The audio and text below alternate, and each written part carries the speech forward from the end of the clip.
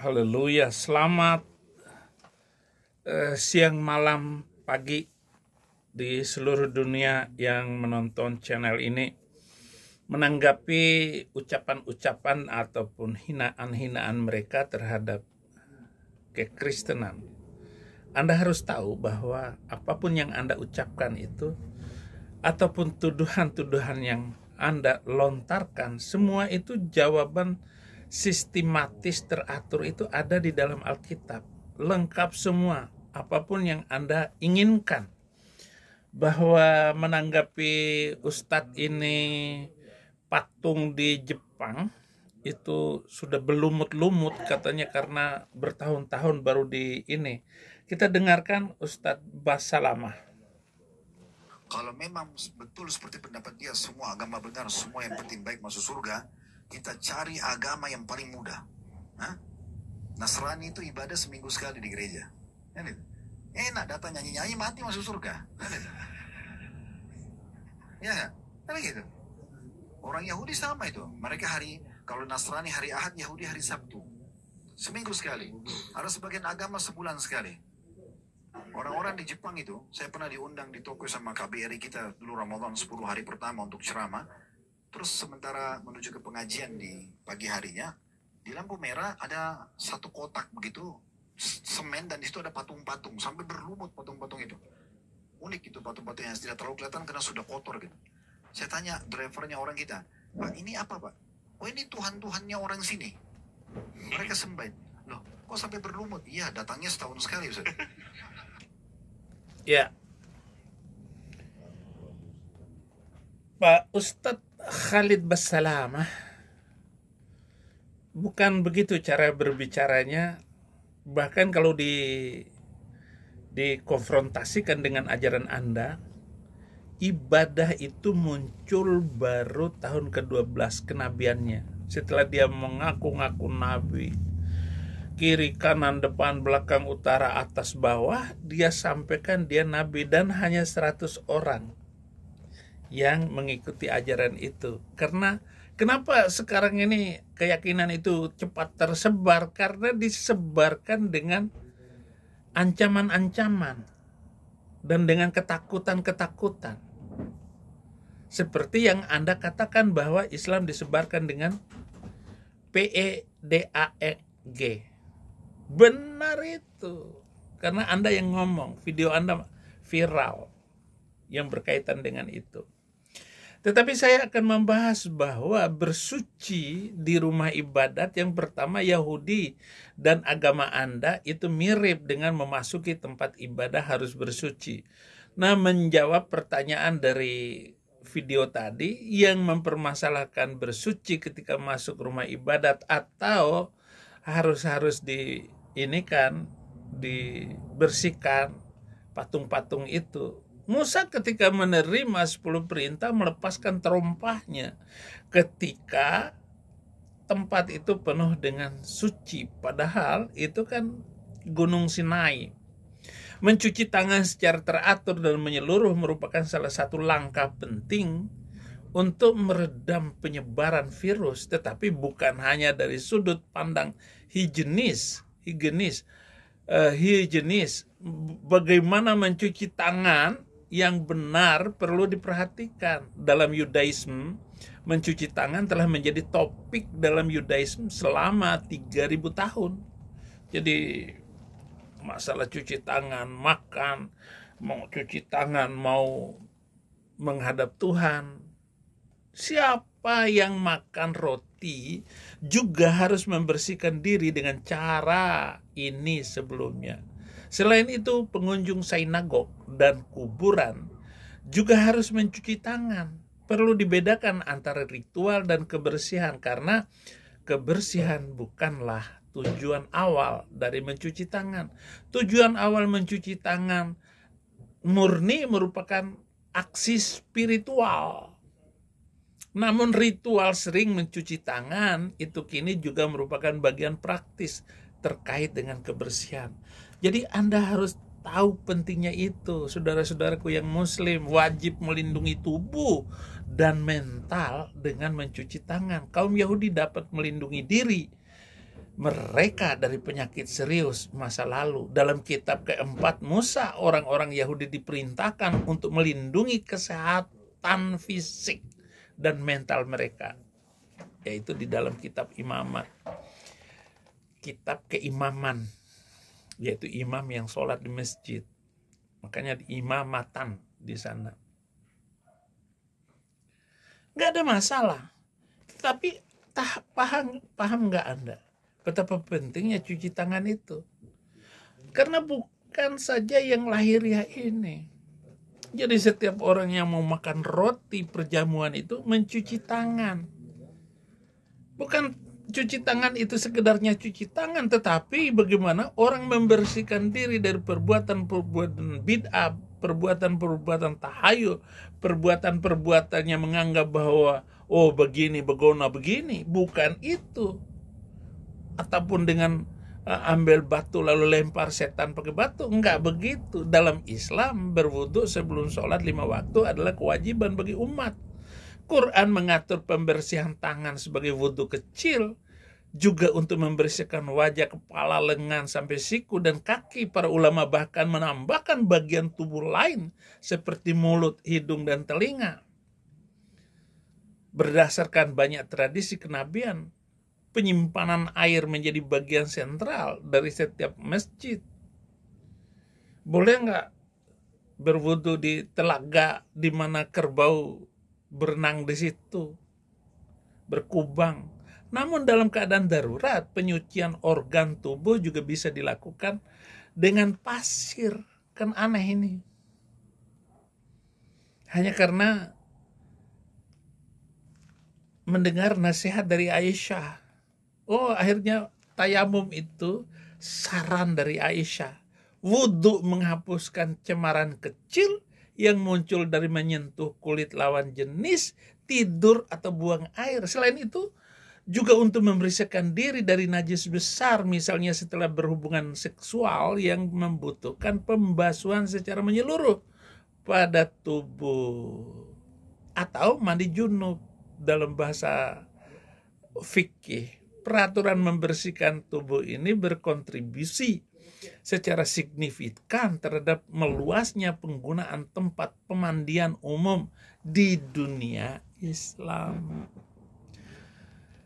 Sebenarnya saudara-saudara, kalau di Indonesia nggak masalah, tetapi di Arab terlampau susah. Bahkan harga seliter air itu sama dengan seliter bensin.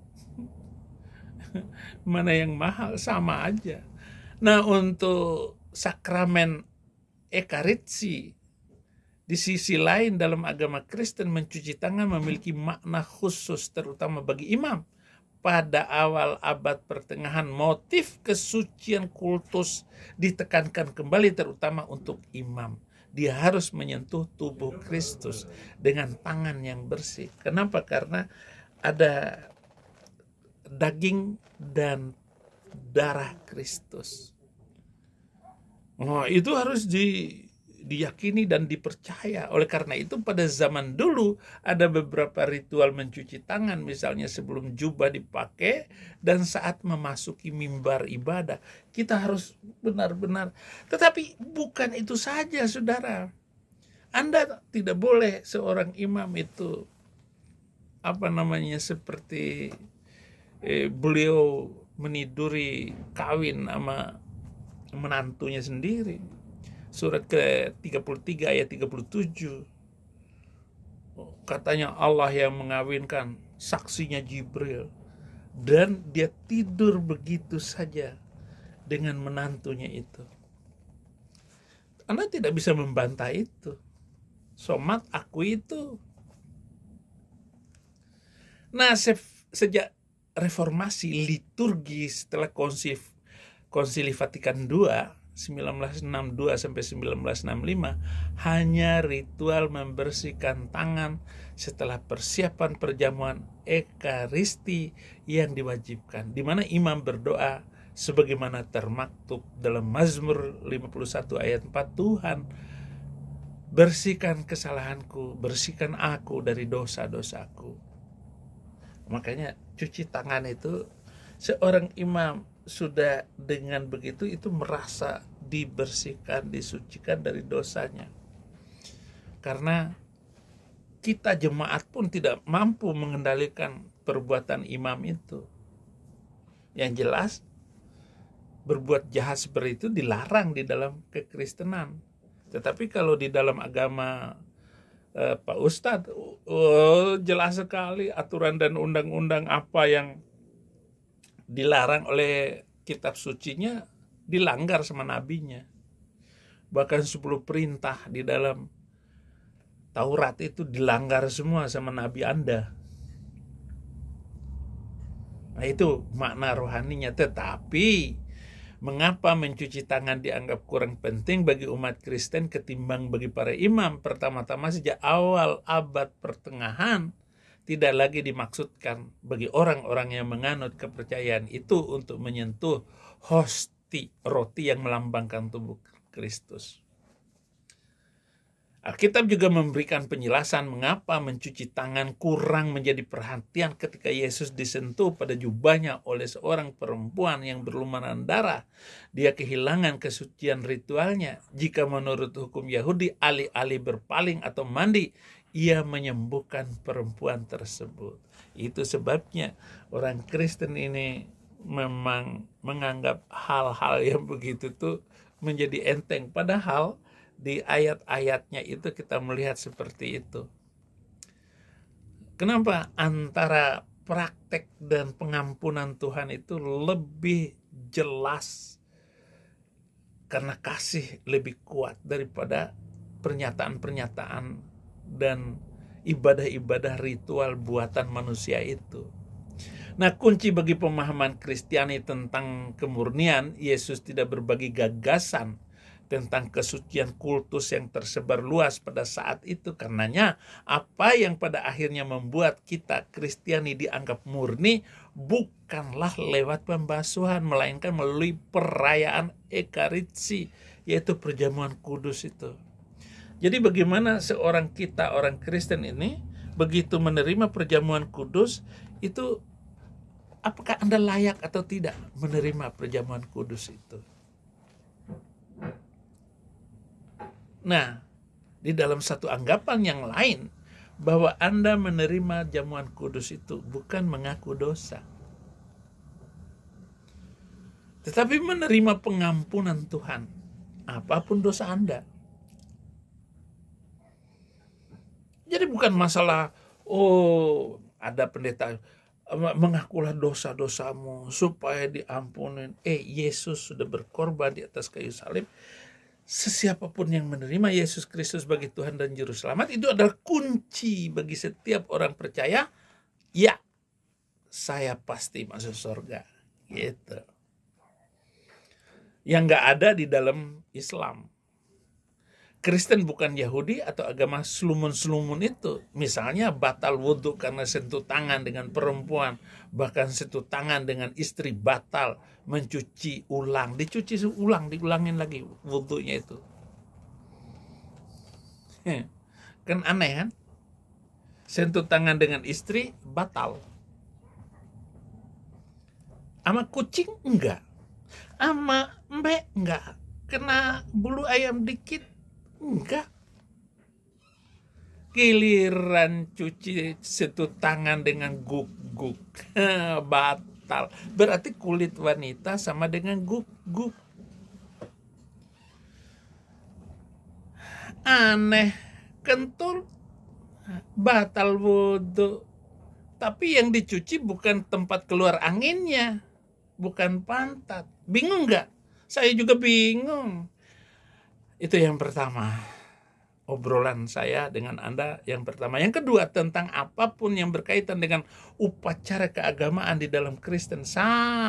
Semuanya itu menjadi sederhana, tidak serba repot seperti di Yahudi, apalagi macam agama Kadrunesia itu. Korban hewan, kambing, domba tidak ada di dalam Kristen. Karena domba aslinya itu adalah Yesus Kristus. Telah selesai di atas kayu salib. Tetelestai, wes rampung wa orang gori, kata orang Bima. Jadi tidak potong kambing seperti kaum Kadron itu. itu. Sunat juga bukan sekedar potong kulup, tetapi secara rohani sunat hati. Hatimu itu loh. Jadi kalau kamu sunat itu tapi korupsi, pasti itu korupsi besar-besaran itu yang kalian lakukan itu. Pasti disunat dia. Roma 2 ayat 28-29, sebab yang disebut Yahudi bukanlah orang lahiriah Yahudi, dan yang disebut sunat bukanlah sunat langsung secara lahiriah, tetapi orang Yahudi sejati ialah dia yang tidak nampak keyahudiannya, dan sunat ialah sunat di dalam hati secara rohani, bukan hurufiah. Maka pujian baginya datang bukan dari manusia, melainkan dari Allah. Itu besarnya dan beratnya menjadi orang Kristen. Kolose 2 ayat 11, dan di dalam dia kamu telah disunat, bukan dengan sunat yang dilakukan oleh manusia, tetapi dengan sunat Kristus yang terdiri dari penanggalan akan tubuh yang berdosa, bukan tubuh yang penuh dosa. Dan ketika kamu datang kembali kepada Yesus Kristus, berarti kita telah berada di dalam kesucian rohani. Hanya Anda mau terima kagak itu. Apa gunanya kamu sunat potong kulup tapi bohong dan mencuri, korupsi dan menindas orang lemah? Apa gunanya? Jadi agama itu menjadi alat justifikasi sosial. Makanya ketakutan orang Islam itu untuk meninggalkan keyakinan bahlul kayak begitu. Filipi 3 ayat 3, karena kitalah orang-orang bersunat yang beribadah oleh Roh Allah dan bermegah dalam Kristus Yesus, dan tidak menaruh percaya pada hal-hal yang lahiriah. Bukan baju Abi itu, aduh berapa harga jaket Abi itu, inilah, aduh ini bukan rohani, ini mau sampah. Tubuh kita ini sampah. Yang kudus dan suci itu ketika Anda rohani Anda bagus. Filipi 3 ayat 2, hati-hatilah terhadap guk-guk, hati-hatilah terhadap pekerja-pekerja jahat, hati-hatilah terhadap penyunat palsu. Siapa dia? Orang-orang yang tidak memiliki iman yang benar. Si Kristen kadrun malah jadi mu'alaf, lalu dipotong kulutnya, dan tiba-tiba alim suci, enggak makan babi pula. Kadrun dogitang, dongkitang. Yang ketiga, makan ini makan itu setelah mu'alaf. Mereka tidak makan babi lagi. Benarkah?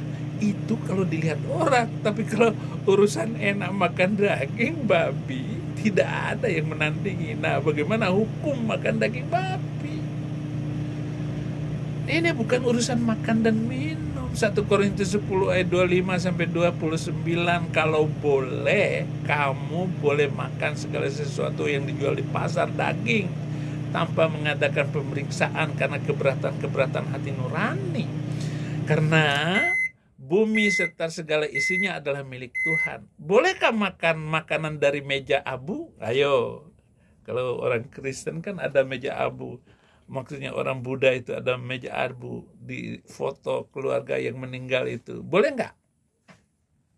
Bolehkah makan daging korban yang diberikan oleh Muslim? Ayo jawab. Makan. Kalau kamu diundang makan oleh seorang yang tidak percaya dan undangan itu kamu terima, makanlah apa saja yang dihidangkan kepadamu tanpa mengadakan pemeriksaan karena keberatan hati nurani. Tetapi kalau seorang berkata kepadamu, itu persembahan berhala, jangan engkau memakannya oleh karena dia yang mengatakan hal itu kepadamu dan karena keberatan hati nurani. Lalu kalau dipersembahkan kepada berhala lalu dikasihkan kepada kamu, makan. Apa urusannya? Yang aku maksudkan dengan keberatan bukanlah keberatan hati nuranimu sendiri, tetapi keberatan hati nurani orang lain itu. Mau mungkin ada orang yang berkata, mengapa kebebasanku harus ditentukan oleh keberatan hati nurani orang lain? Nah, ini etika tinggi yang diajarkan oleh firman Tuhan. Dia bilang jangan ya jangan. Nanti kamu akan ditolak di rumahnya masuk. Lah kalau muslim ya sudah pasti kita ditolak. Bekas duduk kita aja disapu bersih, dicuci sama mereka karena bencinya dengan kekristenan. Kenapa? Ya kita dianggap najis. Yang menajiskan itu bukan yang masuk ke mulut, dalam perut, tapi yang keluar dari mulut berasal dari hati. Itu najis. Matius 15 ayat 11, dengar dan camkanlah, bukan yang masuk ke dalam mulut yang menajiskan orang, melainkan yang keluar dari mulut, itulah yang menajiskan orang. Jadi di Matius 15 ayat 12-14, maka datanglah murid-muridnya dan bertanya kepadanya, engkau tahu bahwa perkataanmu itu telah menjadi batu sandungan bagi orang-orang Farisi? Jawab Yesus, setiap tanaman yang tidak ditanam oleh Bapakku yang di sorga akan dicabut dengan akar-akarnya. Biarkanlah mereka itu, mereka yang buta, yang menuntun orang buta. Jika orang buta menuntun orang buta, pasti keduanya jatuh ke dalam lubang. Jadi mengertilah Anda bagaimana pengajaran Yesus itu luar biasa. Kenapa nggak ada yang mengajar seperti itu? Next. Kenapa kok di gereja ada nyanyian, pakai musik pula? Bukankah musik itu haram? Lakum dinukum waliyadin. Kamu yang dihukum, saya liatin aja. Lu masuk neraka, gua ikut Yesus ke sorga. Abi ini nyakitin. Kukan menari seperti Daud menari, bila roh Allah ada di dalamku, kukan menyanyi seperti Daud menari. Apakah Yesus menyanyi? Kenapa orang Kristen menyanyi? Gitu. Oh, ternyata ada. Matius 26 ayat 30, sesudah menyanyikan nyanyian pujian, pergilah Yesus dan murid-muridnya ke Bukit Zaitun. Kenapa Yesus menyanyi? Karena begitulah cara merayu Tuhan, agar belas kasihan itu turun atas orang percaya. Menyanyi bukan masalah merdu atau tidak suara kita, tapi memuji Dia dalam roh dan kebenaran. Nyatakan dengan suara yang bisa didengar minimal oleh telinga sendiri. Apa lagu yang ditulis dan dinyanyikan itu? Jelas semua, ada semua, saudara-saudara. Tetapi begitulah lengkapnya jawaban Yesus, jawaban Alkitab terhadap permasalahan ibadah yang tidak diketahui oleh saudara Khalid Basalamah. Jangan lupa like dan subscribe untuk pengajaran-pengajaran saya. Tuhan Yesus memberkati.